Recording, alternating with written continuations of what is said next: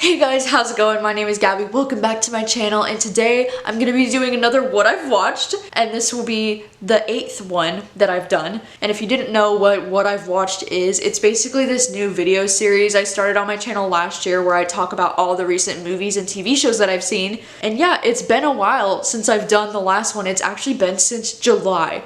So like, holy crap, I'm catching you up on the past few months since July. Like, oh my gosh, it's been way too long. I think the reason why I've been pushing this one off for so long is because I was doing this like movie challenge thing for myself where I was like watching a bunch of classic movies that I've never seen before, but then I just quickly very much lost inspiration for that video. That video idea kind of got scrapped. Like, I was working on it in like August and then September, and then I just kind of, it wasn't successful basically. So I think that's why I've been putting this one off, because I've been like waiting and trying to like salvage that video, but it's just not gonna happen. So also in 2020, I don't know if I'm gonna continue doing these what I've watched videos, at least like not like this specifically. I want to try to think of a better way that I can do like movie and TV show reviews more often, like maybe try to include it as like a monthly thing. So like, if you have any ideas for like how I can better do these kind of videos in 2020, it would be greatly appreciated, because I'm like trying to think of different ways that I could do this, because I feel like it's so hard for me to film these videos because I have to talk about so many movies and so many TV shows, and I'm just like blah, blah, blah. So like, I want to try to do these more often. Anyways, if you have any ideas, like, please let me know. Let's just jump into it. So I think I'm gonna start with TV shows, because I've watched so much TV since July that it's like freaking insane. The first one I want to talk about is Big Little Lies. I watched the second season of this, and I feel like the second season was so freaking good. I love Reese Witherspoon, I love Nicole Kidman, I love Shailene Woodley in this role especially, and this second season was so good. I feel like Meryl Streep was so good as this character, because I just like despised her. Like, I just really like she just got under my skin, you know. But I feel like that's what they intended, and I loved the way that this season ended. I just feel like it was such a strong ending, and I just love this show with my whole heart. And I love the book for the show so much too. Like, everything about Big Little Lies is just like 100. And then the next show I want to talk about is Euphoria. I watched the whole first season of Euphoria. It was so good. Zendaya is just so great in this show. All the characters are really interesting in this show. Like, I love the way that this story is written. I love like the intro to each episode and how it's like from a different character's point of view kind of, but it's like Zendaya still narrating it, and you kind of get to see like why they are the way they are. I freaking love the show, and like, I will warn you that it does have a lot of nudity, a lot of sex, a lot of drugs, and like suicidal thoughts and depression, and like there's a lot of stuff that's like really powerful in this show, but like, it's so good. Like, it's so good. And the soundtrack of the show is one of the best ever, I think. Like, I dig the soundtrack so hard. Another show I want to talk about is Jane the Virgin. I finally watched the end of the last season, and this last season was just okay as far as Jane the Virgin goes. Like, I feel like this last season was definitely like slow moving, and I was kind of just like waiting to see how it would end. But that ending episode, like, oh my gosh, that plot twist at the very end about something about the show that I don't want to spoil for you, but it's kind of like about her son. Like, oh my god, holy shit, like my mind was blown, and like that was the greatest plot twist that could have happened for this show, and it just made me love it even more. So I still love Jane the Virgin, and I think it's such a great show, but like the last season was like okay. And then I also watched some of Glow season 3. I haven't finished it yet. I just realized I've only watched the first like 6 or 7 episodes. Like, me and my sister just like binged some of the episodes one night, and I just love this show so much. Like, I love Alison Brie, the main character, so freaking much. Like, she is so entertaining to watch, and I feel like Glow is just such an empowering show. Like, it always makes me feel so great when I watch Glow, because I'm just like, yes, women, and we're badass and we're cool. Queer Eye season 4, and I watched Queer Eye Japan, and I just love Queer Eye with my whole heart and soul. Like, I talk about Queer Eye all the time now, I feel like, but I just, I love it so much. I don't know who's my favorite. Like, I think it's a 3-way tie between Anthony, Jonathan, and Tan. Like, I just love the 3 of them all so much. Queer Eye is so good, and it makes me cry like almost every single episode. Like, it's bad. And I really liked the Japan season of the show, because I feel like the Japanese people are so much more grateful and loving than like most of the American people that I've seen on the show. Like, I want to see them do more like international stuff like that. Like that was really great to watch. I also watched the entire first season of The Politician, which is this new Netflix show. It came out in September. It follows this teenage boy who was the guy that's in Pitch Perfect. And he is gay and he wants to like run for president someday. And so at the moment he's running for president of his high school, and it's very like high school politics. And this show was good. It just wasn't quite my thing, but it was still good enough for me to want to finish the whole first season. I really liked the show. I really loved his love interest. Oh my god, dude, he looks like Henry Cavill. Like, he's beautiful. And they were really cute in the show. And the show has a lot of trigger warnings as well, like mainly suicide. Like there is a lot of suicide in the show. It's freaking crazy. Jessica Lange in the show, oh my god, she like made this show for me. Like she is so funny and just so great. And yeah, I mean, I enjoyed this show. It would probably be like a 3 out of 5. Like it's good. It just wasn't quite my thing. Like it wasn't quite what I wanted it to be kind of, but it was still good. Oh my gosh, the next show I watched was unbelievable. This is a new Netflix show and I binge watched this whole show in 2 nights, and this one came out in September and I am just obsessed with it. And it's actually a true story about this girl who was living in Washington, which is like crazy, and she was raped on this night. Like there's very, like this one too has a lot of trigger warnings for some very, very dark shit, but mainly rape. And it's like, it's point of view shots of like her getting raped. Like it's really awful and very hard to watch, but this show is incredible. Oh my god. It's easily like catapulted its way to the top of my favorite TV shows list ever. This show is freaking so good, and it mainly follows from her point of view when she got raped when she was just a young girl. She was like 18 or 19, I want to say, and then nobody believes her. Like the police kind of bully her into thinking that she made it up, and then she has to go through all this like bullshit with the legal court systems. And then it also follows from the point of view of 2 different female detectives as they are tracking down this serial rapist, and the 2 female detectives are like 2 of my favorite characters ever. Like they're just so cool and so badass. I love that plot device when they have like one character who's like really optimistic and one character who's really pessimistic, and they kind of have to like work together and they bring out the best of each other. Like that is one of my favorite things, and it definitely had that with the 2 detectives. Like I just loved it so much, and I was crying throughout a lot of the show. Like the ending made me cry so hard,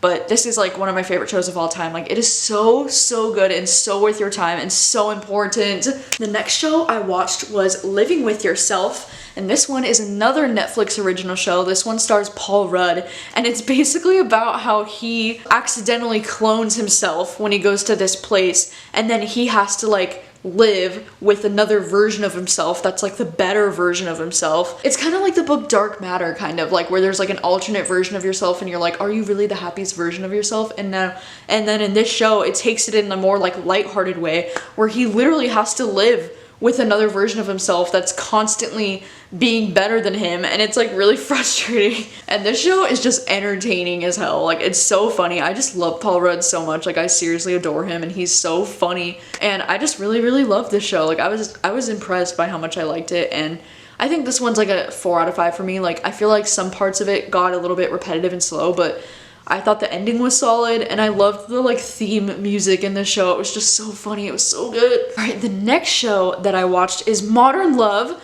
which is on Amazon Prime, and I actually very recently found out about this show, and I was freaking out because I loved the book so much, and I was so excited that there was a show. First episode of this show is the best episode in my opinion, because this show is kind of like an anthology series where it has like every episode is a different story. And if you didn't know, it's based off of this book, which was based off of this podcast that's talking about like modern love stories that take place in New York. They're all different kinds of love. I mean, in the show it's mostly like romantic love, but in the book it talks about a lot of different types of love and a lot of different types of grief and anything that involves love. First episode of this show made me cry like a little bitch. Like, oh my god, it came out of nowhere and I just got hit in the fields with the truck. The first episode is great, and then the next couple of episodes are okay. Like I really love the Anne Hathaway episode, and I really loved the last 2 episodes, but there were some in there that were just like forgettable. This show is so cute. Like I really hope it gets another season because I just love the idea of this show. Like it's just so cool. And then the last show that I've kind of been watching on and off is Insatiable. I've been watching the 2nd season,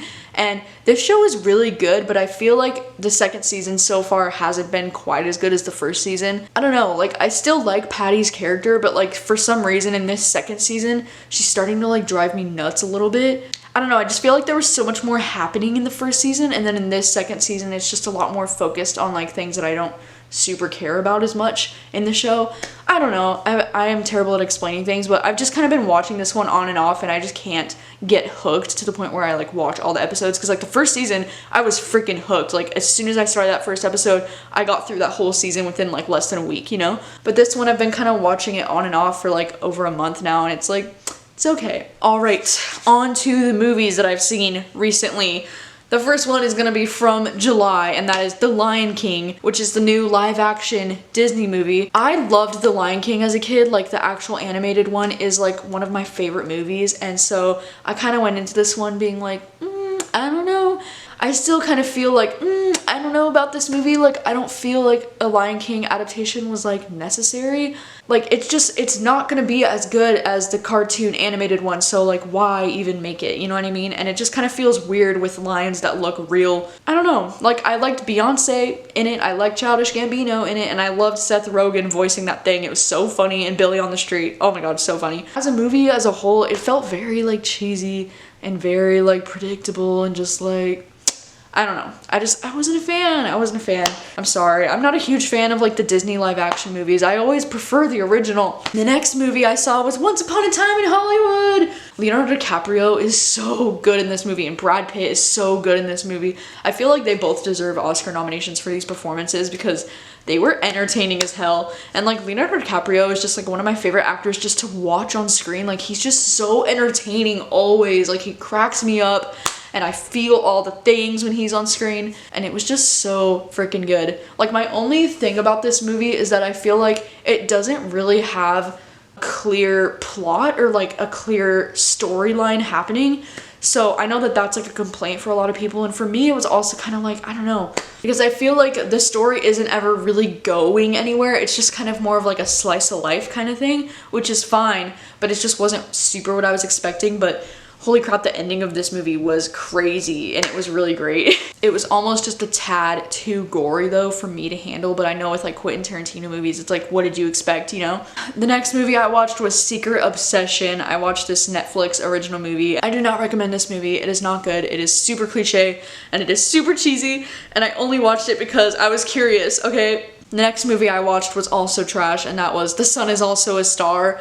I had kind of high hopes because I loved the book so much, but this movie was not it, dude. This movie was so cheesy. The acting was so bad. Oh, it was so insta-lovey. It just like made me question my love for the book, kind of. Like, what is this story? It was not good. Next movie I watched was The Shawshank Redemption, and this was actually the first movie that I watched for my like watching classics challenge that I had for myself because I had never seen it. This movie was really great. Like I can see why it's considered a classic, but I also don't think it's that great because this movie is rated #1 on IMDb, and I was like, this is literally like considered the best movie of all time according to IMDb's ratings. But yeah, I mean, this movie was good. It was okay. It wasn't my favorite thing in the world, but I can see why people would love it. And it mainly takes place in a prison, and it's pretty hard to watch. And then the next movie I watched for this classics challenge is The Truman Show, and it's basically about this guy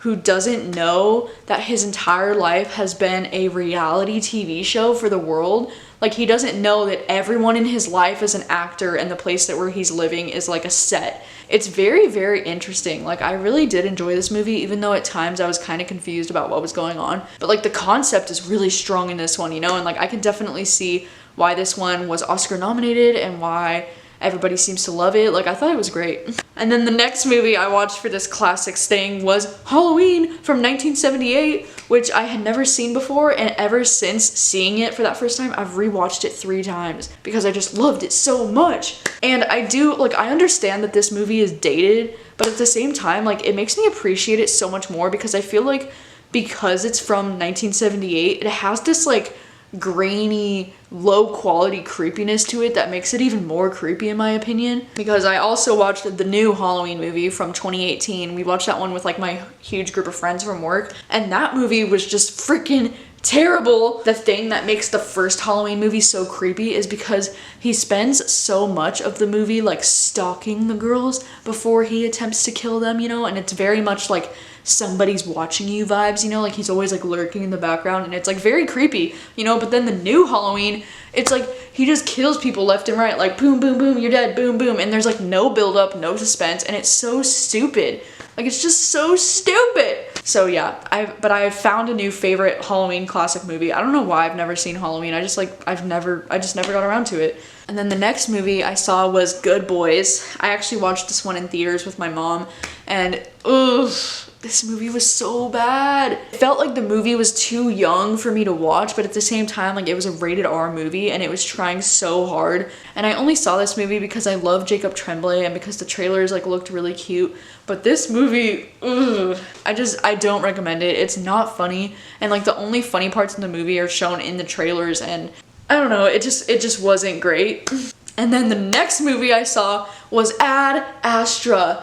And this movie was freaking great. This one is one of my favorites of the year so far. It follows this astronaut played by Brad Pitt, and he is on a mission to go to Neptune to save his dad, because his dad was like on this mission to Neptune, and now they're getting these like weird solar flares to Earth from Neptune or some shit, and they're like, yo, you gotta go up there because I think your dad's still up there, and he had thought his dad was dead all these years. And then it's about him going to Neptune, and it's very much like one of the coolest space movies ever. Like, honestly, anything like this that takes place in outer space like this is just one of my favorite things. Like, space exploration movies, but also like psychological films. That is my favorite shit right there. Like, it reminded me so much of like Interstellar and Arrival and a lot of my favorite like space shit. I love the discussion in this movie about how, you know, being in space alone for a really long time can really affect your psyche, your mind. The commercial traveling to the moon in this movie was so cool. This movie's so good. Like, I just loved it so much. I don't know how I feel about the ending of this movie though. Like, the ending is the one thing that kind of made me like, I'm just not sure what the message of the movie is trying to say to the audience, and I'm not sure if I agree with the message that I think that it's trying to send to the audience. Like, I don't know if I agree with that, but the movie as a whole is just really great. It's really fun to watch. Like, I just love space exploration movies so much. Like, and then the next movie I watched was another one of my favorite movies this year so far, and that was Joker, with Joaquin Phoenix playing the Joker. This movie is like definitely a huge controversy in our society, and I just feel like this movie was so gritty and so real and so uncomfortable, and oh my god, it was incredible. Like, it honestly reminded me a lot of like Taxi Driver, like Martin Scorsese vibes. And I love the fact that we finally get an origin story on this character that I love so much, and I've always been so curious about his backstory. While I do love the fact that Joker has always kind of been this anonymous character for so long, I do feel like this is the best origin story that we're gonna get in regards to the Joker. And I feel like Joaquin Phoenix's portrayal of the Joker was just so good. Like, I still think Heath Ledger's Joker and portrayal of the Joker is my favorite, and like nothing's ever gonna beat Heath Ledger because what an icon. But I do feel like Joaquin Phoenix's Joker was really, really great. I loved all the like little things, like quirks they added to this Joker, like the way that he had like a laughing condition, and the way he was trying to be like a stand-up comedian. And I think though the thing that I do like more about Heath's Joker in general is because Heath Ledger's Joker felt a lot more in control of his actions. Heath's Joker was so much smarter, you know, like he was very calculated and he planned things and he was just so smart. I feel like Joaquin's Joker is more like impulsive and reactive, and he's not like the most smart. He just kind of like reacts to things that hurt him.